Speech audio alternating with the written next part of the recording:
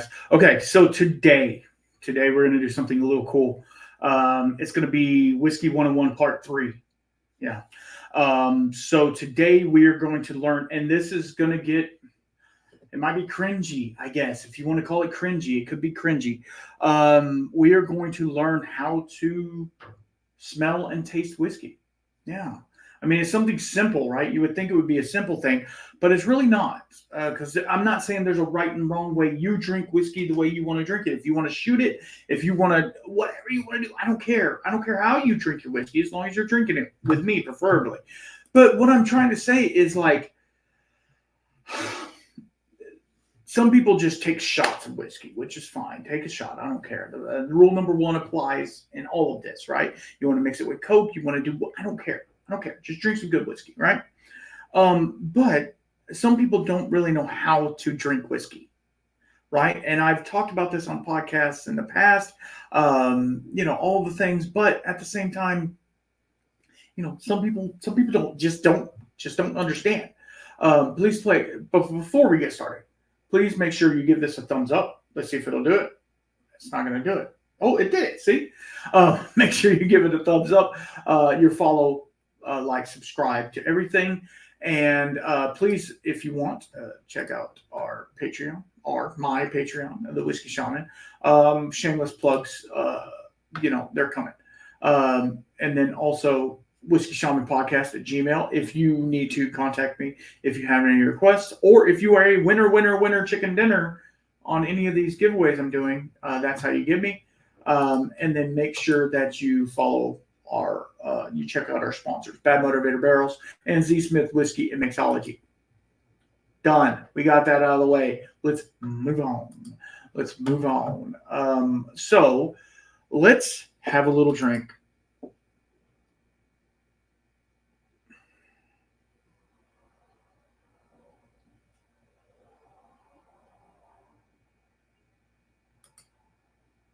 How do you like that? It doesn't have any sound. I don't know why it doesn't have any sound. Okay, so we're going to have a little cheeky drink. I call it a cheeky drink. I always call it a cheeky drink. Today we are busting into, y'all don't know nothing about this, the Dad's Hat Pennsylvania Straight Rye Whiskey, 95% aged, minimum of 4 years. They don't use any corn. No corn. 80% rye, 15% two-row malted barley, and 5% malted rye. Pennsylvania style. And what I am using is their glass. This is their glass. Now, this is not a shameless plug for Dad's Hat, but it kind of is. I recently did a podcast for them. It will be out very soon. And they are doing amazing stuff, and he sent me over all this stuff. This is not a review. We are talking about how to smell and drink whiskey. Now, I will tell you this right off the bat. I don't care. If you like it, if you don't, I don't care. The reason I'm doing this, because I've had a couple of people ask me in the past, how do you do it? Okay, so the best thing you do, some people like to have whiskey in a rocks glass, right? That's fine. The issue is the ethanol is going to go straight out. Is it not? Okay. And then other people use what they call a Glencairn. Look at that. You're drinking, buddy. A Glencairn. These are excellent for that because they are tulip shaped. They let the ethanol come out, but then the flavor supposedly stays behind. Take that for what it is. This one is similar. It has a similar profile, just not the same. I'm using this one because it's branded, and it doesn't matter. Okay, this goes to any type of glass like this. As of right now, there are so many glasses out there that you can look for and with and to. It really doesn't matter. Find a glass. One thing you want to do is and this is a thing, I like to let the whiskey sit in the glass. So pour it, set it down, give it at least 5 minutes. At least 5 minutes. I poured this right before recording. And then another thing, some people will swirl it in the glass. That's fine. Do that. You can kind of see the legs and stuff on the glass. You can do that. Sorry, every time I try to record, somebody starts texting me. That's just how it is. I have my phone to keep up on time, And another thing you want to do when you go to smell, let's get into this. And I should have had banners and stuff. I didn't do it. I'm sorry. When you're smelling whiskey for the first time, and let's say you're a newer person into whiskey, what you're going to want to do is you're going to go deep in with your whole nose inside, and then pull back. And then as soon as you can smell the whiskey, that's where you need to be. Now, I have been drinking whiskey for a minute, so I can get my nose deep in there and get some of those deep notes. Another thing with letting it sit, a lot of the ethanol, because when you pour, it splashes and the ethanol gets active, right? So it helps that ethanol get out of there, letting it sit for a minute. So I'm able to get my nose in there pretty good. And I will tell you, this is from personal experience and from training, each nostril, they smell different. I'm sorry, they do. They smell different. And also, smelling with your mouth open like this. It's weird. It's weird as hell. It's not usual. You're not used to doing it like that, but you get what they call the retronasal, right? And then once you take a sip of it, which we haven't even taken a sip, once you take a sip of it, then you'll get even more keeping your mouth open. Now, don't be a mouth breather, right? Because that's weird. But at the same time, like, and you don't have to be like, holding your mouth open. Just a slight gap on your mouth, letting a little bit of air come in and out. It really does invoke more flavor on it. Now, this is a rye whiskey, obviously, so it's going to have a little spicier notes. And so what are you smelling? That's the thing. It's very subjective, right? What did you eat for the day, right? What have you drank for the day? Did you have 3 Red Bulls before you started drinking? That's going to alter your... Did you have a huge oily pasta salad with a bunch of like garlic and stuff like that? That's going to affect your flavor, your taste, and your smell, because it's all you're going to taste is garlic, right? And then Red Bulls they're not good for you anyway, but is all you're going to smell is that, right? Does that make sense? Now, here's the thing, and this is what tasters and judges and whiskey people have said. What is your zero, right? What is your zero? Some people say to smell the inside of your arm, like that. That's reset your palate, because you don't, like, if you're putting deodorant on or cologne on, you're not really putting it in the crook of your arm right there, right? You might put it on your neck, put it on your body, not really putting it right there. So that is natural skin, sweaty ass, whatever. That's you set to 0. Some people smell coffee. Some people smell have like a cracker, and they smell that saltine, like this basic note.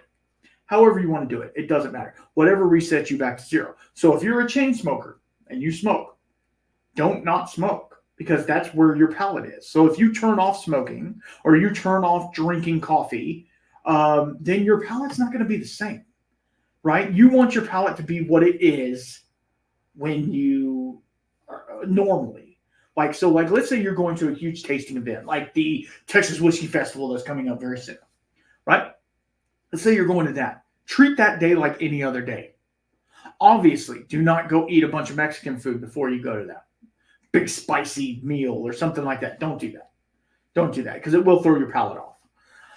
And unfortunately, at those festivals like that, the amount of time you get to be at each station is limited, because there's a bunch of people there and it's moving around like crazy. And a lot of times, if you don't have a Glencairn, you get it in a little like paper or plastic cup. So you're not really getting the full effect. And yes, glassware does matter, but it doesn't matter. At the same time, if you're enjoying the whiskey in the glass that you have, I don't care if you drink it out of a mason jar. I don't care if you drink it out of your shoe. I don't give a shit. Just drink the whiskey, right? All semantics aside, I'm here to help you to smell and drink it, right? So I do one nostril, and then the other. And what I'll kind of do is I'll take the edge of the glass and kind of put it up against my nose, which I know it sounds stupid, but like basically blocking off one nostril, and then trying to get 1, and I don't like count. I just do it. Like it's by now, it's like second nature. I know what I'm doing, but I'm trying to teach you guys, so it makes it a little bit more difficult for me, actually. And then you'll get a different note there. Oh man, it's super nice. Like cardamom bread. Like you ever had bread with cardamom in it? Cardamom, or cardamom. I don't know. Are they the same thing? Anyway, doesn't matter. Like a kind of a spiced bread, not raisin bread or something like that that has that. But like a spiced, a pumpernickel or something like that that has, or maybe a rye bread. Obviously, it's rye whiskey. It's really nice. Okay, so and some people twirl it and swirl it. The swirl is all it does is it lets the ethanol come out. So if you swirl and then do that, all you're going to get is ethanol. Right? So swirling it just releases the ethanol and makes it less dense in there, lets the ethanol come off to where you can get to the flavors inside. Here's another trick that some of us use. Take your palm, which is hopefully clean. You do like that. And you shake. You have whiskey on your hand, right? And then you do like this. And you rub it as hard as you can until there is no liquid left on your hands. And then you do this. And you smell it. What does it smell like? To me, it smells like opening a feed sack. Opening a feed sack, but not corn. Opening a feed sack like a malt. I've brewed a couple beers in my day. Had some malted barley, That's what it smells like. It's a little sweet, but it's also grainy, very grain forward. That is the true essence of the whiskey. Supposedly, taking the ethanol and everything out. And you can smell that for a while. It's not going away, and it does change. So the longer the whiskey sits in the glass, the more it will change. There's some people that leave a small amount in the glass overnight and then smell the glass in the morning. That's a lot. They do that a lot in rum, but whiskey as well. In the Glencairns, and I don't know if you can see, I can't get the camera angle right. In the very bottom, there's a little divot. And it's like a little indentation, and it holds whiskey. And no matter what you do, you're not going to get 100% of the whiskey out. It's not flat on the bottom.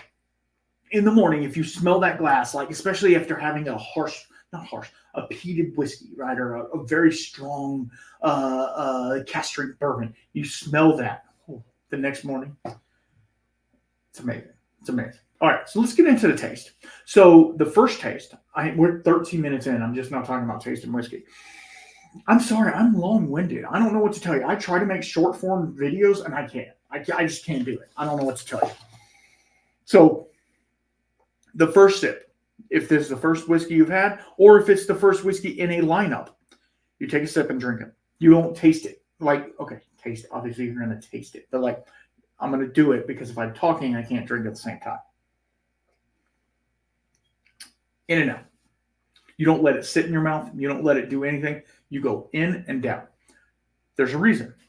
Because you want that retronasal. Because now it's down. It's coming down in here. You get a little bit of that hug, what they call the Kentucky hug. Well, this is Pennsylvania. It's more like a Pennsylvania pat on the back, whatever you want to call it. But it's in the front.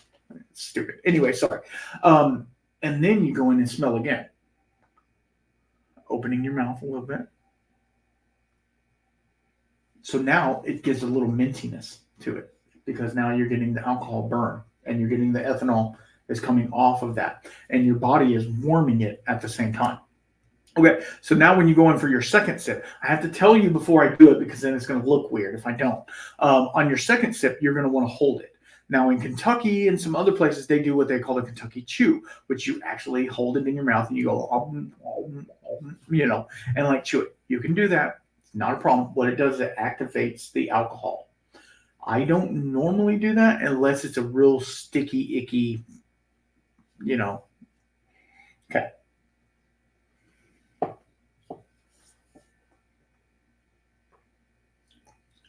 So what I do is I let it pool on the sides of my mouth and let it go to the back, and then it slowly just drains it on the back of my throat.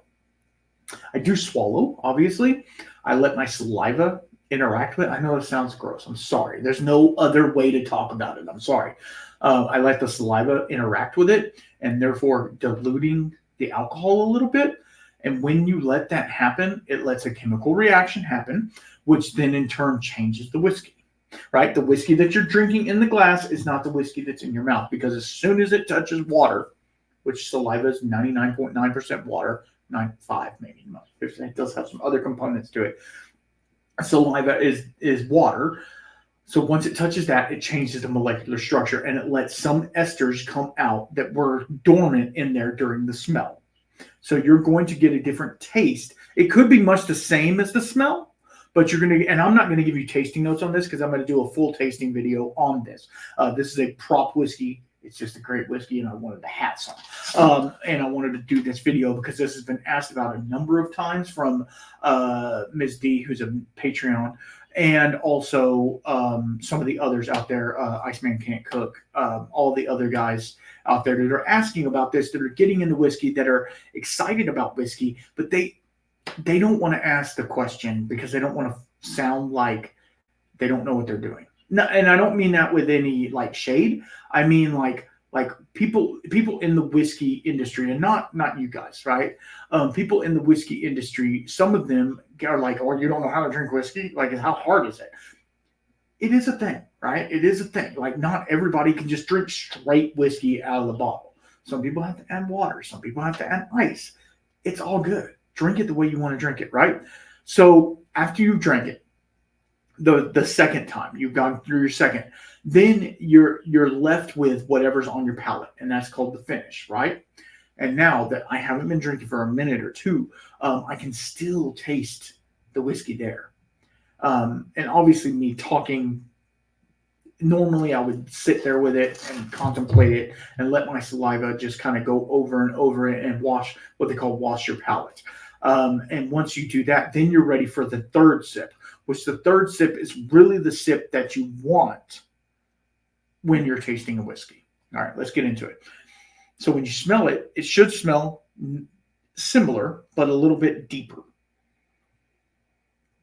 And then go as deep as you have to. Like if you have to hold it back here to smell it, I can still smell it right here. I just like to, whatever.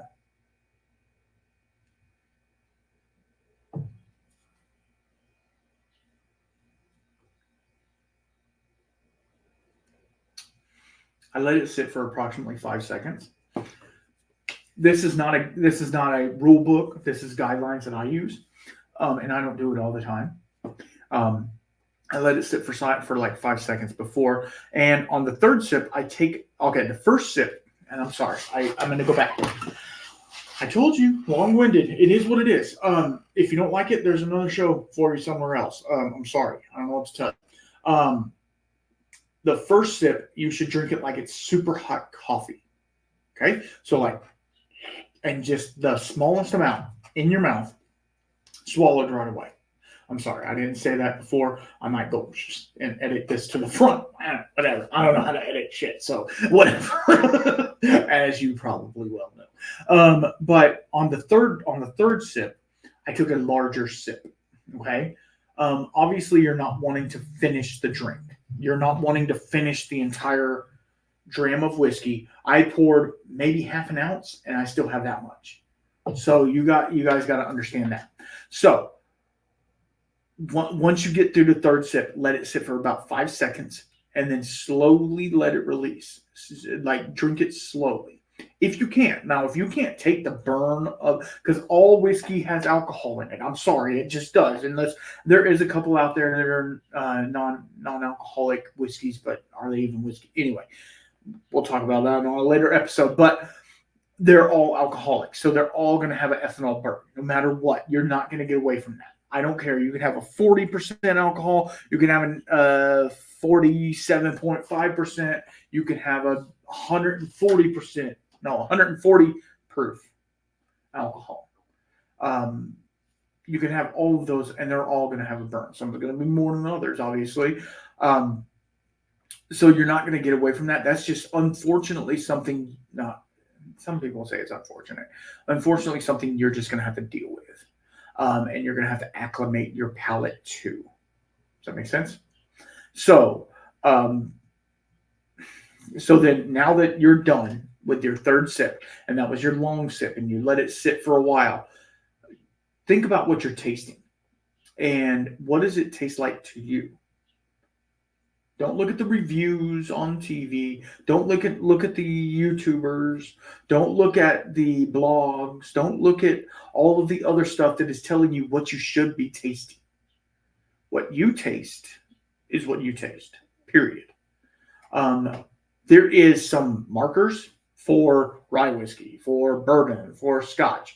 There's some markers that are pretty genuine in all of them, like the caramel, vanilla, cherry, herbal in a rye, grainy, smoky in a scotch sometimes, depending. So like there is markers, but what you're tasting is what you're tasting, period. And you know, I don't care. I mean, I do care what you're tasting. I want you to tell me what you're tasting. And if you want to super nerd out, write it down. Have a little logbook. This is my Bad Motivator Barrel logbook for my Infinity Barrel, but it was a prop. Just a prop, guys. Calm down. Have a logbook and write down your tasting notes. Say, hey, this was Dad's Hat Pennsylvania Straight Rye Whiskey, 47.5% alcohol. On the nose this, on the palate this, on the finish this. It developed into this. I had X number of ounces. You can go as nerdy as you want. It's your life, right? Or you can just shut up and drink the whiskey too. You can go grab a whiskey, give you a pour, go sit on the porch and watch the sunset and enjoy it just as well, right? So I nerd out on whiskey, right? As most of you probably know. I nerd out on whiskey. I haven't made 50-something episodes on a podcast without nerding out about whiskey. But at the same time, I love to grab a drink and go sit and watch a movie. We're diving into, I know this is old, but still, we're diving into Call of the Midwives. Yeah. Whatever. I don't care. Hate me for it. I cry every episode. I'm not ashamed to say it. I'm a grown ass man. I literally cry every episode because there's a baby that dies or something. It's a great show. And it's British, I don't know. Their accents kind of, whatever. Can't understand some of them, but at the same time, or getting a glass of whiskey or a cocktail, an old fashioned. This will be great in old fashioned, and it will be great in an old fashioned. Getting this and going sitting on the porch and talking to your wife or your kids. Playing some. It's spring. Well, in this hemisphere, if you believe in that. In this hemisphere, spring. We're outside a lot more. We're mowing the yard. We're playing ball with our kids. We're playing with our dogs outside. Grab your drink, go sit outside. Whiskey doesn't have to be about stuff behind a camera, is what I'm trying to say. It doesn't have to be. It can be you and a friend, and you and a loved one. It can be anything. And I feel like we take the whiskey way too serious. The whiskey just is there. It's a catalyst to be enjoyed. You can nerd out on it, like I said. I have many notes that I write down about whiskey and about whiskey things. So I'm not, saying anything. And I sit there and smell. You know what I caught myself doing the other day? I know we're getting long and I don't care. You know what I caught myself doing the other day? I was nosing my water. Yeah, I was nosing my water. I had my my trusty Yeti, which I know it's lead. I don't care. Shut up. I was nosing my Yeti. It was water. That's all it was water in there. The doc told me I needed to drink a bunch of water, which I drink water all day. Whiskey is a sideline thing. I drink probably a gallon and a half of water a day. I'm a big old boy. I got to drink a lot of water. Anyway, all that to say this. Drink the whiskey the way you want to drink it. But if you need some pointers, some tips, this is what you do. Nose it to where you can smell it. And then the more you nose it, the more you'll be able to get in there a little more. Having a big rocks glass is going to encumber that a little bit. Having a wine glass or something like that is going to make it larger. Glencairn's funnel, these funnel. There's whiskey. There's whiskey wisdom glasses. There's all kinds of glasses out there. Find you a cool glass that's predominantly tulip shaped, where it like kind of funnels in and then out. It doesn't matter. You can find them at Goodwill. Literally, they have them on Amazon. Like you can find whiskey glasses anywhere. I do enjoy drinking whiskey out of a rocks glass with a big old ice ball in it. Whatever. It is what it is. So that's enough. If you want me to do a part 2 on whiskey tasting and taking notes and stuff like that, I'll gladly do it. If not, we're done with this one. We're moving on to the next thing. I've really enjoyed these 101s, and thank you, Wade from Bourbon Hall, for kind of saying, "Hey, keep doing what I'm doing," because I appreciate it, brother. And I think all of the people in the whiskey community right now, especially the whiskey tube community, that are pushing the smaller channels and pushing them to the forefront, because it really does. We care. I'm small and I'm trying. Obviously, we're all trying to be the big guys, right? We're all trying to be the big guys. We're not all going to be Whiskey Tribe. We're not all going to be It's Bourbon Night. I love those guys. They are amazing people. They're doing amazing content. Please go follow them. But which you probably are already. But at the same time, like, we're just trying to find our little niche, and my little niche is helping people and being a steward for the whiskey. And if you're into that, please follow, like, subscribe, like I said earlier. But yeah, I don't know what to say. I love you guys. I do. And until next time, I'm trying to find the end recording button. Sorry. And until next time, patreon.com/whiskey shaman. Until next time, keep your spirits up.